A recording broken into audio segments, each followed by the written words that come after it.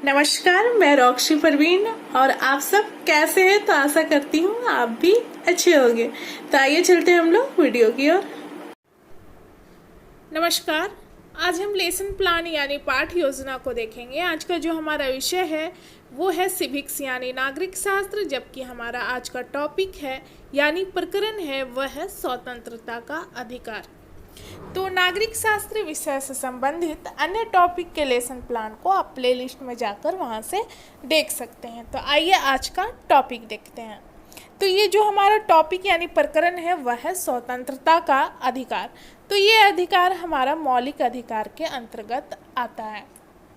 नागरिकों को अपने अच्छे जीवन यापन और अपने विकास तथा व्यक्तित्व के विकास के लिए स्वतंत्रता जरूरी होता है। इसलिए संविधान के द्वारा नागरिकों को कुछ स्वतंत्रताएं प्रदान की गई हैं ताकि अपना अच्छे तरीके से व्यक्तित्व का विकास कर सकें। लेकिन यहाँ पर पूरी स्वतंत्रता नहीं प्रदान की गई है। अगर नागरिकों को हर क्षेत्र में पूरी स्वतंत्रता दे दी जाए तो वो कुछ भी कर सकते हैं, किसी को मार पीट भी सकते हैं, किसी का मर्डर भी कर सकते हैं। तो इन चीज़ों को देखते हुए कुछ क्षेत्रों में कुछ चीज़ों में प्रतिबंध लगाया गया है और कुछ चीज़ों में नागरिकों को छूट भी प्रदान की गई है। तो आइए आज का टॉपिक देखते हैं। तो लेसन प्लान यानी पाठ योजना जब भी बनाना स्टार्ट करते हैं अपने रजिस्टर के लेफ्ट पेज से स्टार्ट करते हैं। सबसे पहले लिखते हैं विद्यालय का नाम, जिस विद्यालय में पढ़ाने के लिए जाना है।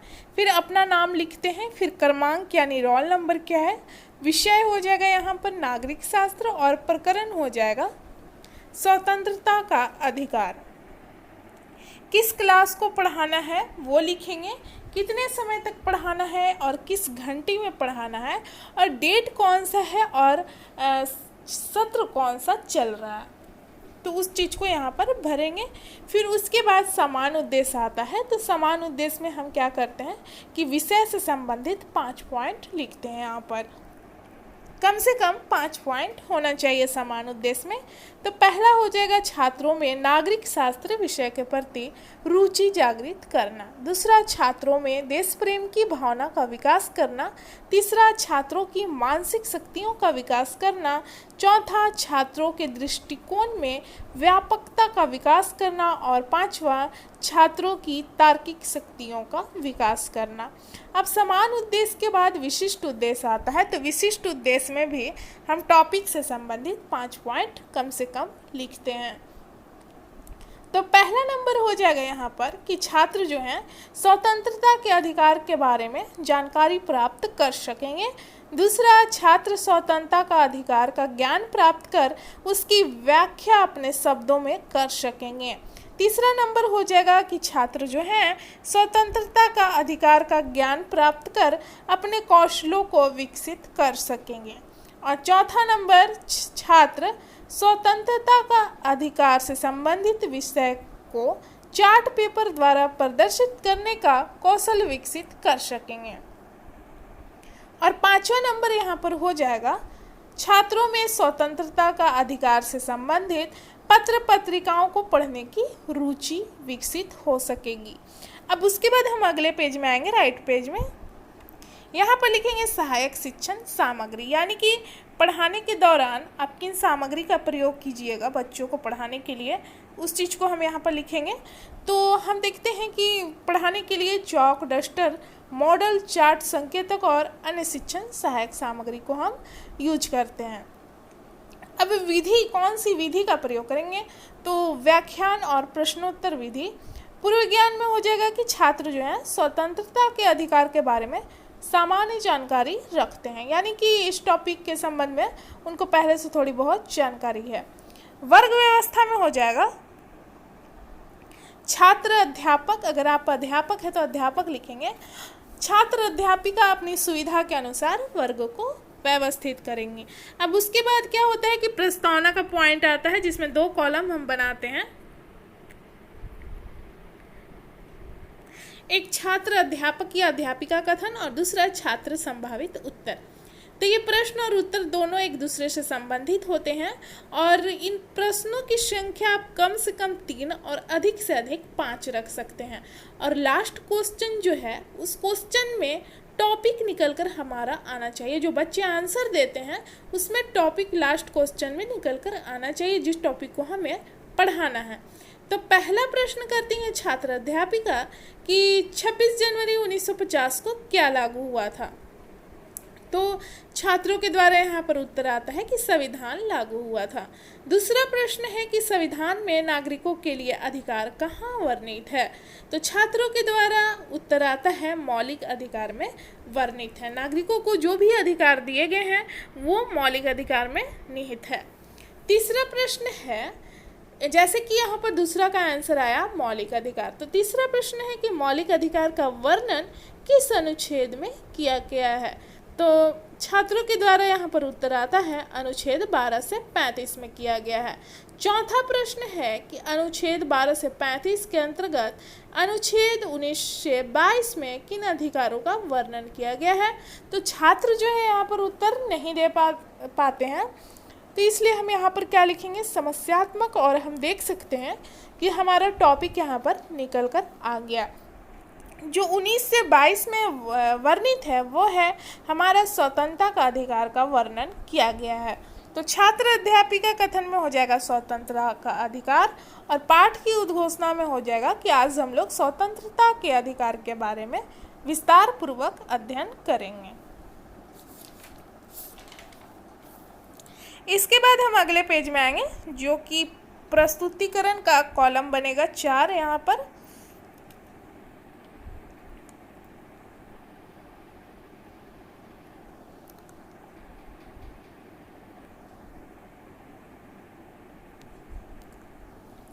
एक तो हमारा शिक्षण बिंदु यानी टॉपिक से संबंधित पॉइंट, और उस पॉइंट की व्याख्या जो क्लास में दी जाएगी उस व्याख्या को जो छात्र अध्यापिका द्वारा व्याख्या दिया जाएगा उस व्याख्या को हम दूसरे कॉलम में लिखेंगे, और तीसरे कॉलम में लिखेंगे यानी कि छात्रों का व्यवहार किस तरह का क्लास में रहेगा, वो किस प्रकार आंसर देंगे उस चीज़ को हम तीसरे कॉलम में लिखेंगे। और चौथा कॉलम में श्याम पटकार यानी ब्लैक बोर्ड यूज करते हैं आप बच्चों को पढ़ाने के लिए, तो जिस तरह से बच्चों को समझाते हैं लिखकर उसी तरह से हम चौथा कॉलम में लिखेंगे।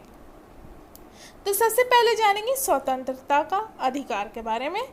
तो जब व्यक्ति को अपनी इच्छा के अनुसार अन्य प्रकार से कार्य करने की स्वतंत्रता होती है और ऐसी स्वतंत्रता पर कोई प्रतिबंध नहीं होता है, और यह उस दशा का बोध कराती है जिसमें कोई राष्ट्र, राज्य या देश द्वारा अपनी इच्छा के अनुसार कार्य करने पर किसी दूसरे व्यक्ति या समाज या देश आदि की किसी प्रकार का प्रतिबंध या मनाही नहीं होता। यानी कि व्यक्ति या राष्ट्र जो भी है या समाज उस पर किसी तरह का प्रतिबंध नहीं होता, वह अपनी इच्छा के अनुसार कार्य करती है। तो ऐसी स्थिति को हम स्वतंत्रता के नाम से जानते हैं। भारतीय संविधान के उद्देश्य जो है वो विचार, अभिव्यक्ति, विश्वास, धर्म और उपासना की स्वाधीनता सुनिश्चित करना है। इसलिए संविधान के अनुच्छेद 19 से 22 तक स्वतंत्रता के अधिकारों का वर्णन किया गया है। संविधान के द्वारा नागरिकों को जो स्वतंत्रता प्रदान की गई है वो सब चीज़ को देखते हुए प्रदान की गई है, पूरी छूट नहीं दी गई है। अगर पूरा छूट दे दिया जाए व्यक्ति को तो व्यक्ति क्या कर सकता है कि किसी को भी मार सकता है, पीट सकता है, कुछ भी कर सकता है। तो यहाँ पर जो बताया गया है छात्र अध्यापिका के द्वारा, उसी से संबंधित छात्र अध्यापिका प्रश्न करती हैं कि स्वतंत्रता का अधिकारों का वर्णन किस अनुच्छेद में किया गया है। तो छात्रों के द्वारा उत्तर आता है अनुच्छेद 19 से 22 में। और छात्र क्रियाशीलन में देख सकते हैं कि कक्षा में छात्र जो हैं छात्र अध्यापिका द्वारा पढ़ाए जा रहे कथनों को सुनेंगे।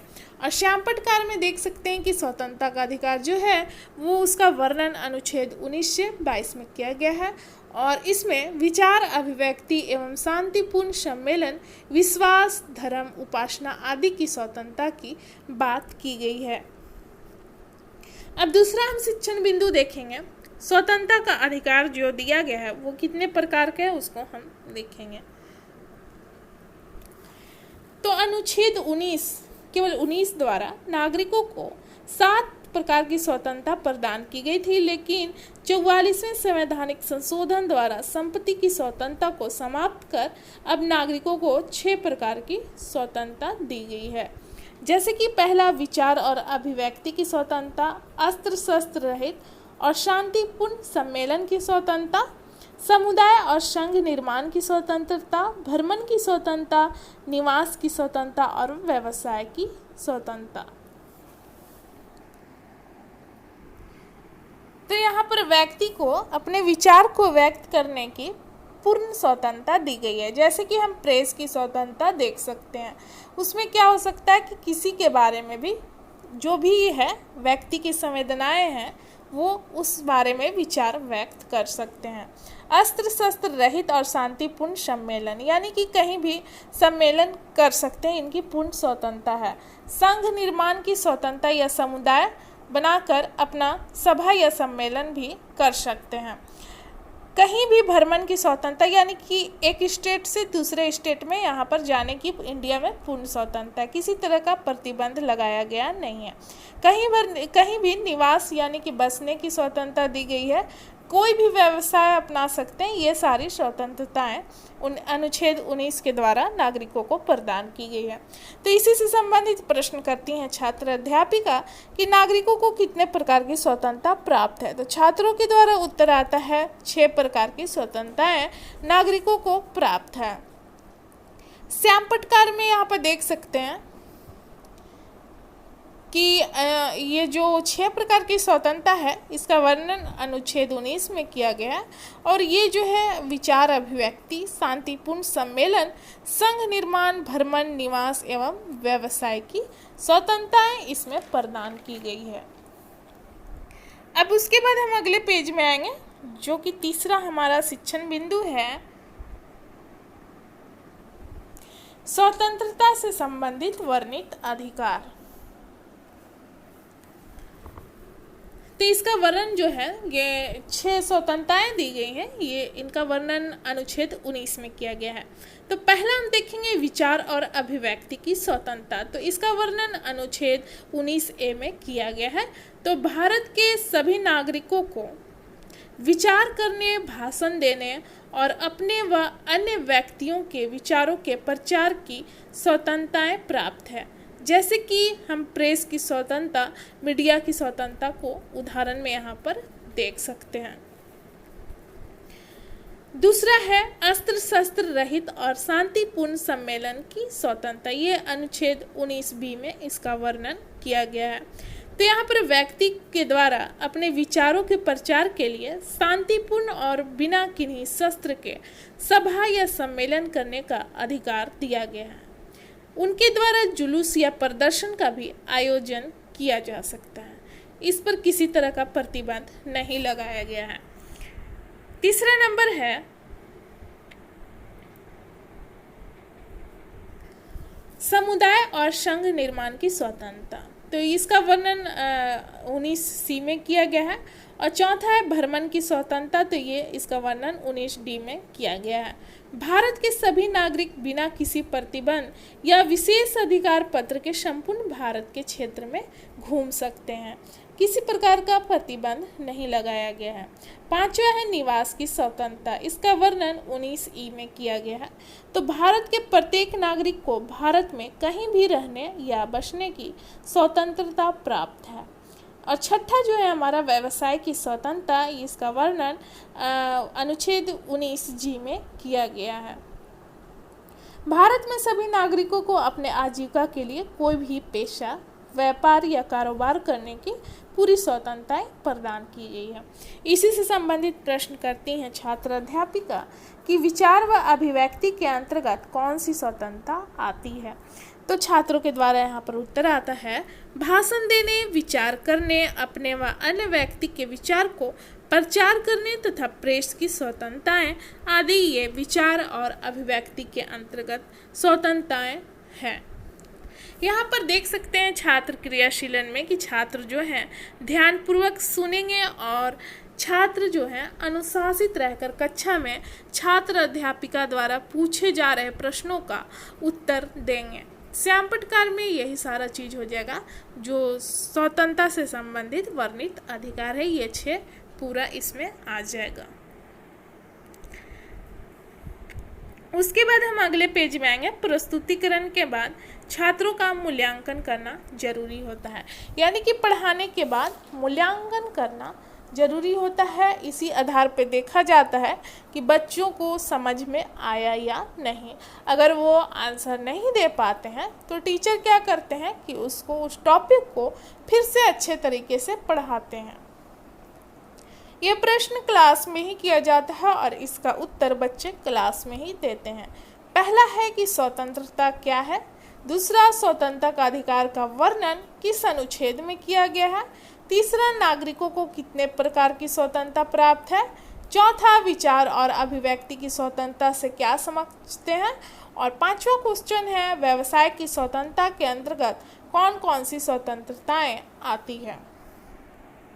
अब मूल्यांकन के बाद पुनरावृत्ति, यानी कि जो चीज़ पढ़ाया गया है उसको बच्चों के सामने एक बार फिर से बता दिया जाता है ताकि उनको अच्छे तरीके से याद बना रहे। तो पहला नंबर है, भारतीय संविधान के द्वारा नागरिकों के उत्तम जीवन संचालन के लिए उन्हें स्वतंत्रता से संबंधित अधिकार प्रदान किया गया है। अनुच्छेद 19 से 22 में स्वतंत्रता के अधिकारों का वर्णन किया गया है। भारत के सभी नागरिकों को 6 प्रकार की स्वतंत्रताएं प्रदान की गई है और अनुच्छेद 19 के तहत ये 6 प्रकार की स्वतंत्रताएं का वर्णन किया गया है। और उसके बाद गृह कार्य यानी होमवर्क दिया जाता है बच्चों को। तो पहला प्रश्न है, स्वतंत्रता का अधिकार से क्या समझते हैं, और दूसरा, स्वतंत्रता संबंधी अधिकारों के प्रकारों का वर्णन करें। तो जो हमारा पाठ योजना था यहाँ पर समाप्त होता है। मिलते हैं अगले वीडियो में। धन्यवाद।